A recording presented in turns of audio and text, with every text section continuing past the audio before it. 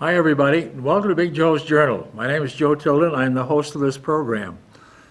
Well, as they say in horse racing, we're down the final furlong, the big stretch run, and by next week, of course, November 3rd, will be the big day in which, as Joe Biden says, we're battling for the soul of America. It's going to determine which way the country goes, whether we end this nightmare of the past 4 years and return to a truly democratic form of government and start making progress, start dealing with the problems that we've got, or whether we continue to slide on downhill under the current administration. Well, a very, very good sign, I think, is the number of people that have been lining up to vote prior to Election Day. Of course, it's very, very easy this year to vote. Very, very few people are going to have an excuse for not voting, because you can vote by mail, you can vote by absentee ballot, you can vote in person if that's the way you want to go. New York State, they are already voting at the polls. And I think this turnout means that people finally say, we've got to get involved. We've got to get involved. We've got to take an interest in what's going on in government, because we cannot continue to go on the way we are. Federal government is virtually paralyzed. You go to the executive branch, you've got a pathological liar, individual I think is, well, I'd say mentally insane. I was watching 60 Minutes last night, and of course the case where both the president and the vice president were interviewed by Leslie Stahl. And on the other side, Joe Biden and Kamala Harris were interviewed. And Trump walked out of his interview. Leslie Stahl, who's, well, I'd say Leslie is probably in her late 70s or right around 80, but she still thinks she's a young chick. You know, still wears a short skirt and all that. And, you know, for an old hag, she's in pretty good shape. But when Trump first came in, she asked him if he was set for some tough questions. And of course, he said, oh, yeah, the stupid way he answers things. So she started hitting him for some questions, and she contradicted him a couple things. She caught him, I'd say, a number of lies. For example, the thing he's running on his commercial now about how some multimillionaire in Moscow and another one in China are funneling funds into Joe Biden, which is totally false. It's a total lie. It's fiction. And just watching him, you know, as the questions came in, he was getting mad, and you could see that look on his face. The look that a crazy man has before he's about to attack. And of course, eventually he said, well, I've had enough of this, and he got me walked out. Couldn't take the pressure, couldn't take the heat. Couldn't be man enough to stand up and tell the truth. Problem is, if he told the truth, he'd have to admit that he's been a terrible president. But it satisfies him more to lie and lie and lie and lie. And Mike Pence came on, and I will say one thing for the vice president. He is a gentleman. And he did his best to cover up for the stupidity of the president. But you know, there are some glaring mistruths in there. On the other hand, I thought Joe Biden came along fairly well. He had a couple of stumbles, but it was mainly due to age. You know, as you get a little older, sometimes you respond a little bit slower. But I think he had the right answers, and he took time, and he thought out I thought, very logical answers to explain his stand. And of course, the interview with Kamala Harris, and she was very, very happy.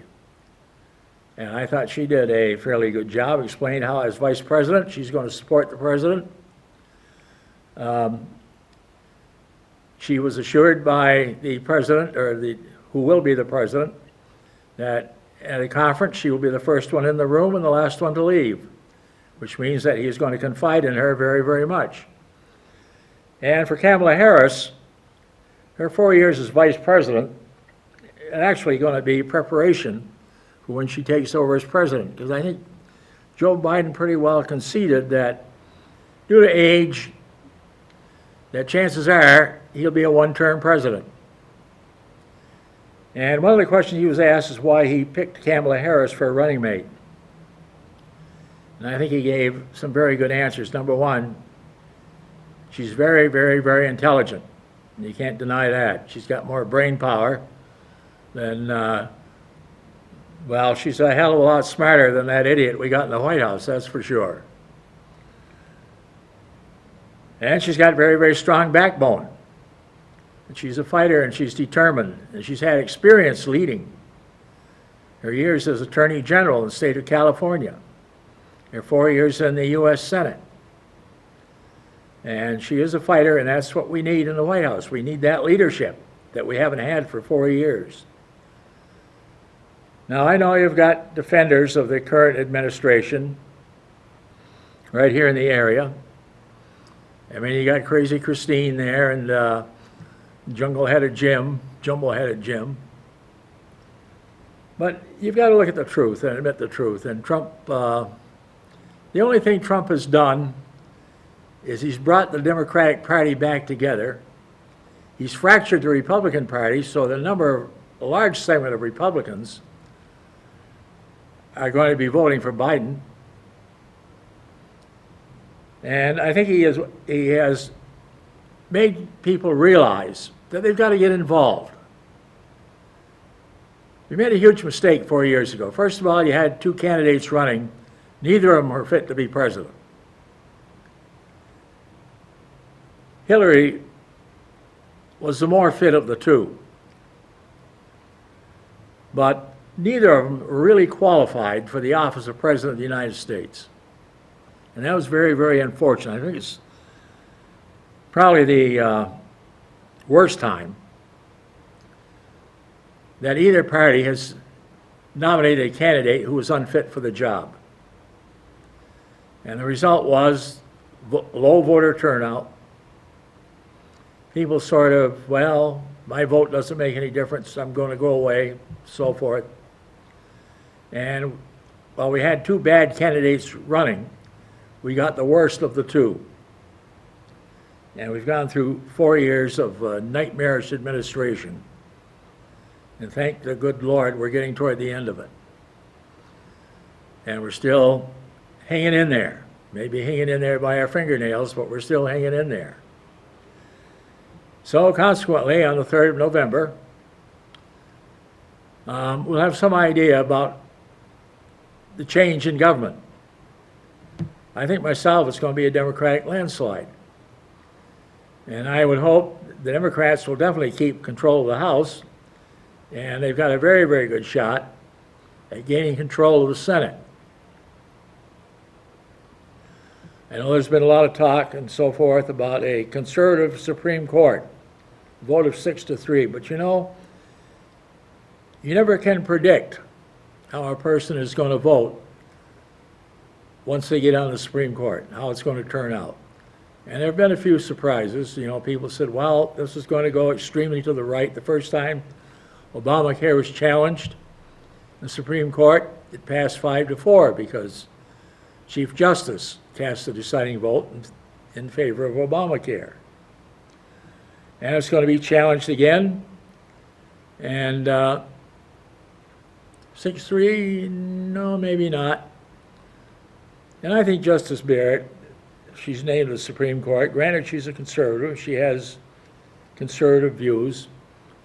But I think she is fair. I think she's very fair-minded. I think she will be. I don't think she's locked in to any political dogma or any particular loyalty. She may feel a certain gratification to the president who appointed her, and she may feel she will have to vote in that direction on certain items, but I think overall, I think she's a very, very fair-minded person. She learned that at Notre Dame. Notre Dame ostensibly a Catholic university, but they have people of all faiths, all beliefs, and some of no beliefs that are students there and also on the staff. So I'm sure that she will look at the issue, and I think she will be a very fair choice. I think she'll look at things honestly. So, I'm not overly concerned about a 6-3 conservative majority on the Supreme Court. And I don't think you need to pack the court. I know Joe Biden answered that question last night. He's been accused by the Trump administration of wanting to pack the court. And there have been a number of calls. Well, let's add on a few justices. But I don't think that's going to happen. I think we're going to keep it 9. Back in, I think 1937, 1938, President Franklin Roosevelt tried to pack the Supreme Court. At that time, he was dealing with a Supreme Court that the justices had been appointed by a string of Republican presidents and were rather conservative. And a number of Roosevelt's projects for ending the Depression were declared unconstitutional. Fortunately, enough passed muster so that he was able to set up a program so he got the country turned around and coming out of the Depression. But there were a number of things that the Supreme Court ruled were unconstitutional. And at that time, there was talk of, of packing the Supreme Court. And of course, it didn't happen.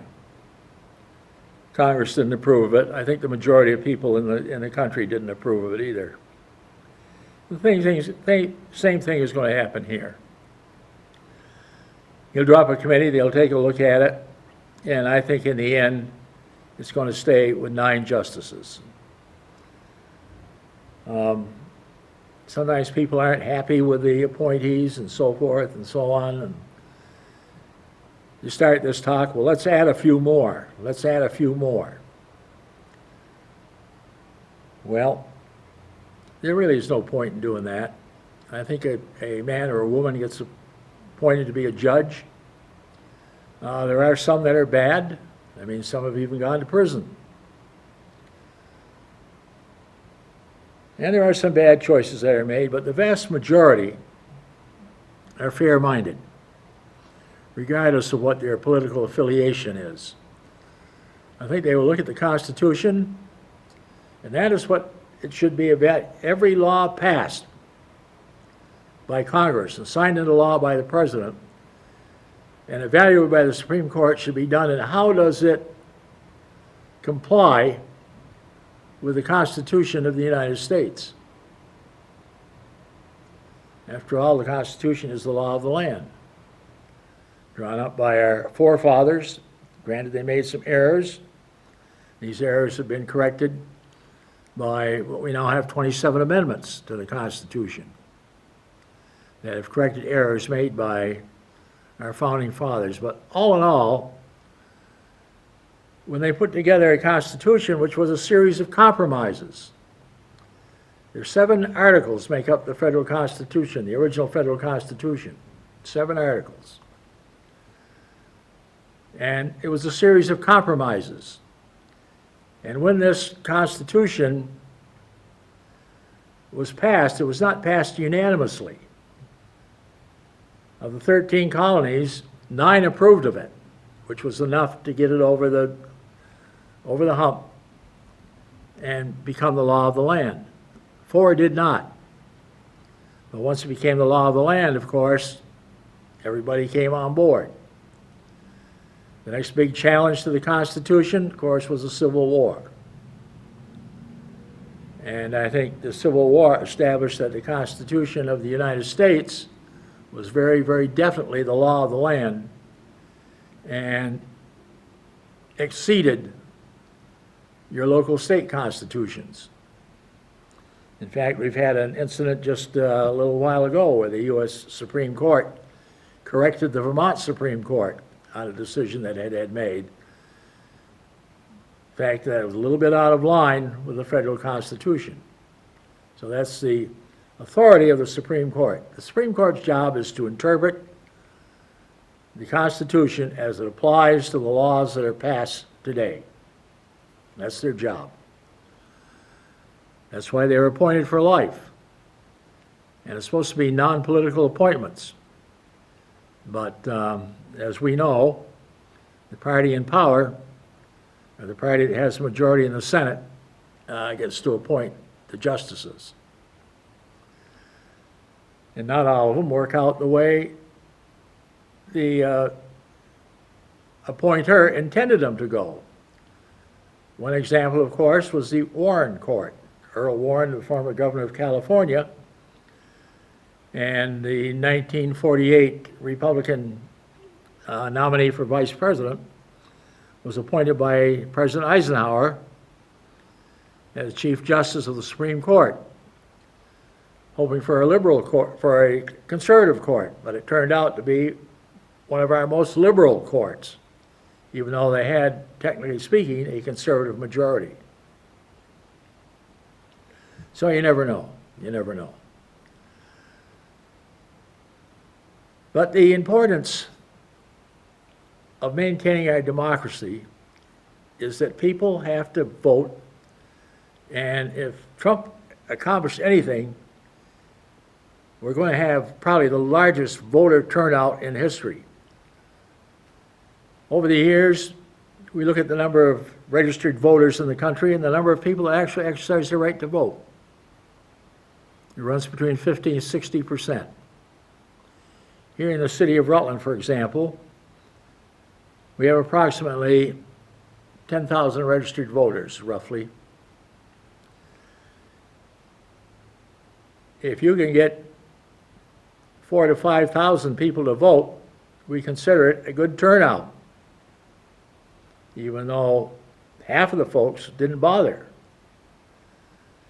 And it's amazing that those people that don't bother are the ones that complain the loudest. Well, you know the old saying, if you don't vote, don't complain. If you didn't turn up at the polls, or cast your ballot, or vote absentee, or mail it in, then keep your mouth shut. Another thing, don't waste your ballot. Don't waste your ballot. Don't vote for somebody that doesn't have the foggiest chance of winning an election. And I'll speak from personal experience. I was talking with someone the other day. They said, well, I didn't care for either one running for president, so I wrote in your name. And I said, why in hell did you waste a vote? That is a wasted vote. I said, you have the list of candidates down there. You know who's running. Vote for a person of your choice. Well, I said, I did. Well, I said, it was still a wasted vote.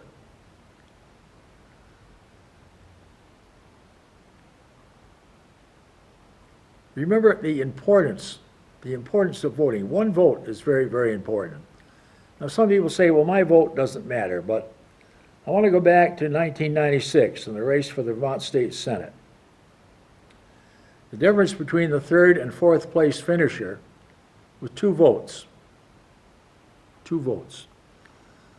Hal Maynard was in third place, and fourth place was incumbent Senator Tom McCauley. And Hal Maynard had finished 2 votes ahead of him. So they said, well, maybe there's a mistake. Let's go for a recount.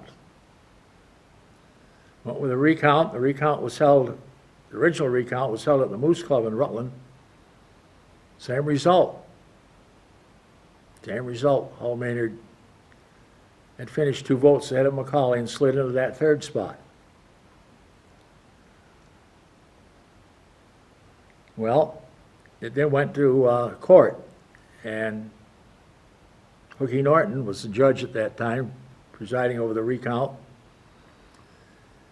And there you had a very, very careful calculation of the votes being counted. As you know, you have one team that counts Then they got their totals, and they turn that same thing over to a second team that counts the same thing to see if they get the same total. And there are representatives there. In this case, it was two Republicans running against each other. But every candidate running had to be represented. So you had your representatives there representing you at the table and doing the recount. I think I picked up 5 or 6 additional votes there, although being buried in 6th place, I didn't have any chance of cracking the top 3. But by law, you all have to be there because of the recount. So I said, well, do you want an attorney? I said, no, I don't need an attorney. It'll be a waste of money. I know I'm going to go in the court trailing 6th place, that's where I'm going to come out. And the recount court, still 2 votes. Well, Senator McCauley appealed to the Senate, the final stop. And of course, the Senate did a recount there, and it was still 2-vote margin, and Hull Maynard, the late Hull Maynard, was seated as the number 3 finisher and a senator from Rutland County. So your votes count, you know, something that close. I had a ancestor, his great uncle, and that was Samuel J. Tilden, who was the governor of New York State. In 1876, he was the Democratic nominee for President of the United States. He lost the presidency by 1 vote. By 1 vote. Because of that election, he actually won the actual election. But in 1876, there were 3 states that had been in revolt that the Supreme Court ruled had not complied completely with the Constitution for getting back into the country. And that was South Carolina, Mississippi, and Florida. The result was that the Electoral College finished in a dead heat. So when you have that happening, then you have to set up a special committee to do the job. Usually it's done in the House. The president is elected in the House. And it went into the House, you had the same result. So they set up a special committee, 7 Republicans, 7 Democrats, and the Chief Justice was Samuel D. Chase, who had been Abraham Lincoln's Treasury Secretary during the Civil War. He's now the Chief Justice of the Supreme Court, and he presided over the committee. And the vote was 8-7 in favor of Rutherford B. Hayes, who went on to become, the 19th President of the United States. So again, there is a case, a little bit different when they threw out 3 states, but there is a case of a dead heat, and it goes to a special committee. Another close election we had in 2000 between Al Gore and George W. Bush.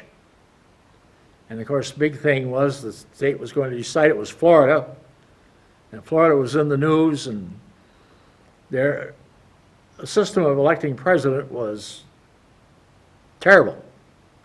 It was a mess. And so the decision finally went before the Supreme Court, and they said, we've had enough of this. We're going to stop the count in Florida. We're going to award the presidency to George Bush. Now, that was done, again, by a 5-4 margin in the Supreme Court. 1 vote. 1 vote.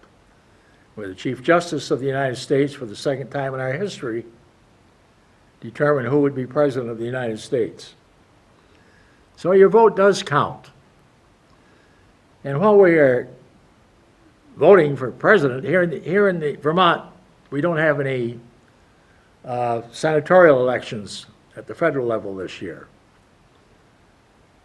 But we do have one, of course, for the House, and Congressman Peter Welch appears to be the odds-on favorite, and no question he'll win again in a landslide.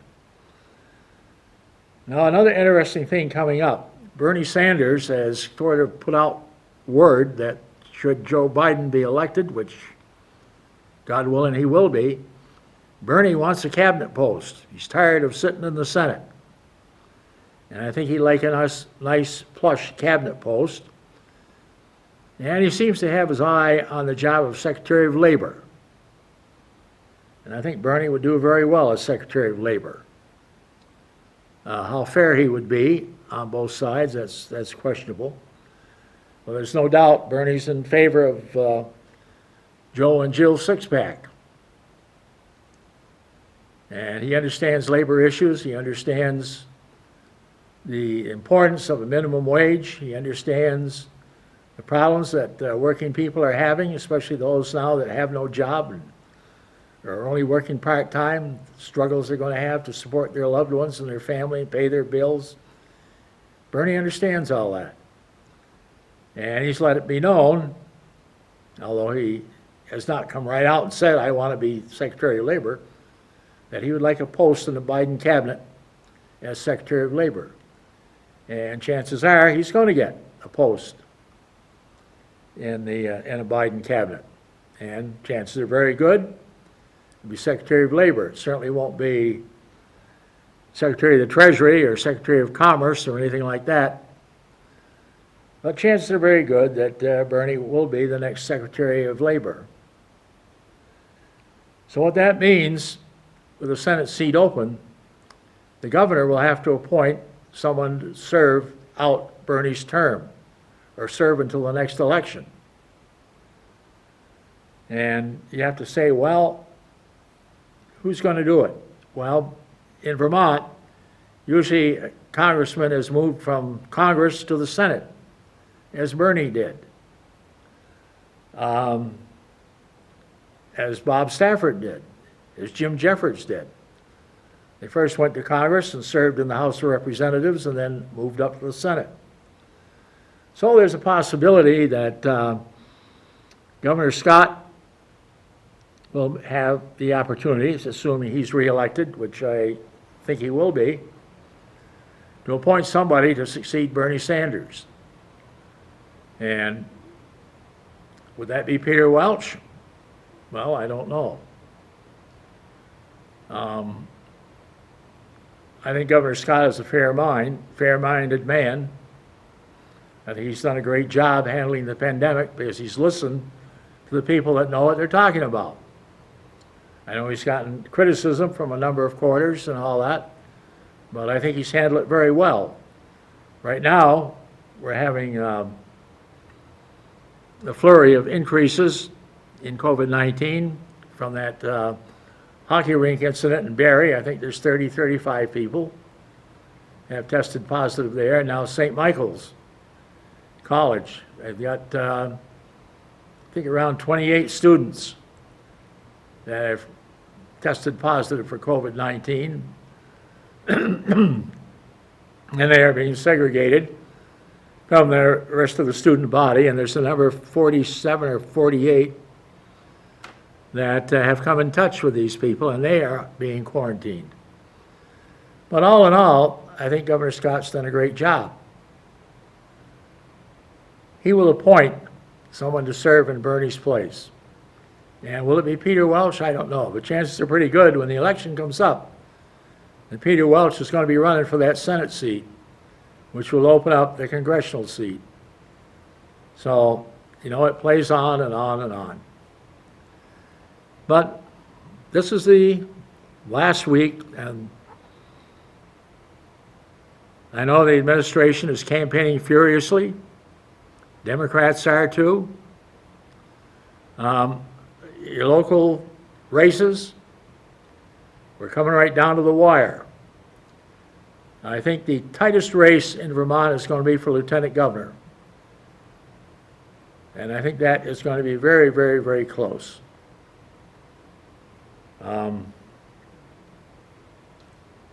I think Governor Scott is going to win. I think he's probably going to win by a big margin, not as big as what he did 2 years ago, but he's still going to win with plenty of room to spare. On the local level, especially here in the city of Rutland, I'd hope that people support Proposition 1. And that's the purchase of the gymnasium at the College of St. Joseph. Something the city needs and the city can use. And I certainly hope that passes. Well, with that, please vote. May Almighty God in His infinite wisdom bless these United States of America. God love you. See y'all next week, and vote.